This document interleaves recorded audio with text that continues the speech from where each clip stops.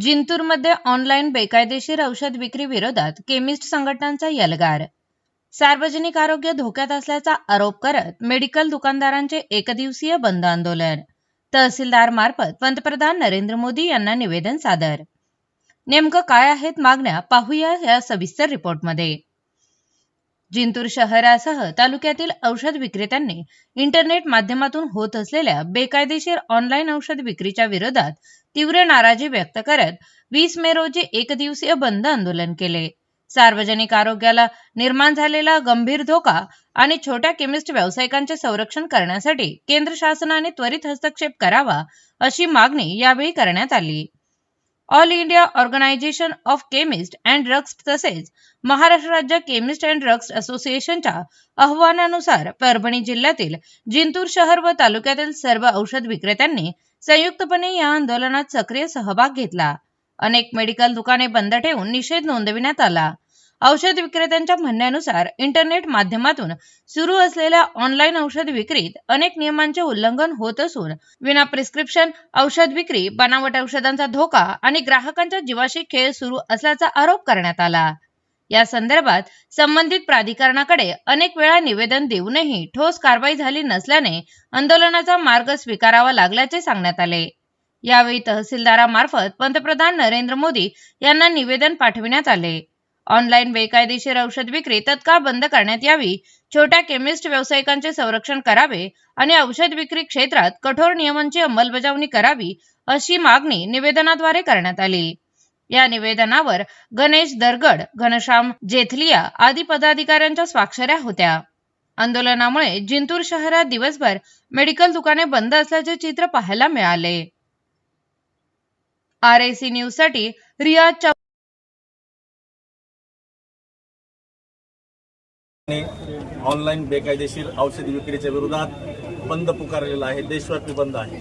त्या देशव्यापी बंदमध्ये आमचा परभणी जिल्हा देखील उत्स्फूर्तपणे सहभागी असून आज जिंतूर तालुक्यातील सगळ्या मेडिकल स्टोअर 100% बंद आहेत आणि 100% आमचे केमिस्ट आज या ठिकाणी रस्त्यावर आपल्या मागण्या मागण्यासाठी उतरलेले आहेत. त्यामुळे आमची सरकारला एकच आपल्या पत्रकार बांधवांच्या मार्फत मागणी आहे की ज्या आमच्या प्रमुख मागण्या आहेत.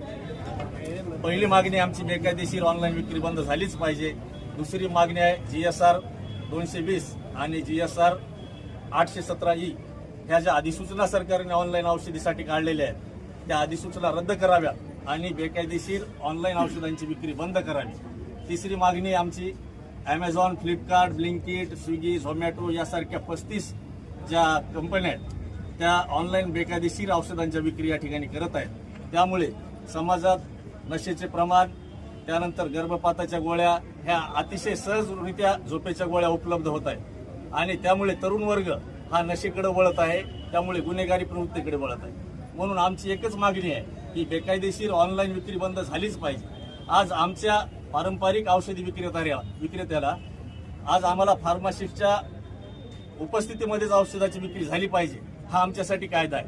आम्हाला सगळ्या औषधांचे रेकॉर्ड ठेवावे लागतात हा आम्हाला कायदा आहे. ड्रग अँड कॉस्मेटिक ऍक्ट 1940च्या अंतर्गत आमचे सगळे फार्मासिस्ट बांधव, केमिस्ट बांधव या ठिकाणी काम करत असतात. परंतु त्या ऑनलाईन औषधी विक्रेत्यांना हे कुठलेही कायदे नाहीत, कुठलेही त्यांचे इन्स्पेक्शन होतात का नाही नियमित आम्हाला माहिती नाही. कोण तिथून औषधी पाठवतं, फार्मासिस्ट आहे का नाही ते सुद्धा आम्हाला माहीत नाही. म्हणून आमची मायबाप सरकारला या ठिकाणी विनंती आहे हे सगळं बंद झालं पाहिजे.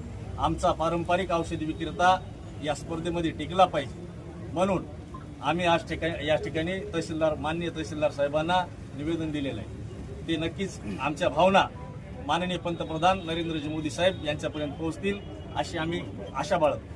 काही ठिकाणी बेकायदेशीरित्या जसं म्हणले तुम्ही, काही ठिकाणी असे मेडिकलवर असे देतात गोळ्या बिना चिठ्ठीचे, त्यावर काय म्हणणं आहे? 100% अगदी चुकीचं आहे. काही ठिकाणी असं आहे हिस्टोराईट पण देतात. तसं झालं असेल तर प्रशासन त्याला पाठीशी घालत नाही. आमच्या नियमित तपासण्या होतात. तुमच्या नियमामध्ये आहे का असं की जे देतात मेडिकलवाले बिना चिठ्ठीचे? करत असेल तर ते चुकीचं आहे. 100% पण तसं होत नाही. आमचा कुणी केमिस्ट फार्मासिस्ट 100% करत नाही. सर्वांना ड्रग अँड कॉस्मेटिक ऍक्टची पूर्ण माहिती आहे. सगळे फार्मासिस्ट आहेत, सगळे एज्युकेटेड लोक आहेत. त्यामुळे असे प्रकार कुठेही होत नाही. आजच्या दिवशी जर सरकारने योग्य तो निर्णय घेतला नाही आणि भविष्यात होणाऱ्या घटना जर या ठिकाणी बंद नाही केल्या तर पुढे या ठिकाणी यापेक्षाही मोठं आंदोलन आम्हाला या ठिकाणी करावे लागेल. मायबाप सरकारला एकच विनंती आहे, तुम्हाला मोठ्या कंपन्या जगवायच्या का आमच्यासारख्या 12.5 लाख केमिस्ट बांधवांना जगवायचं, या प्रश्नाचं उत्तर द्या आम्हाला आणि नंतर काय ते बघू. धन्यवाद.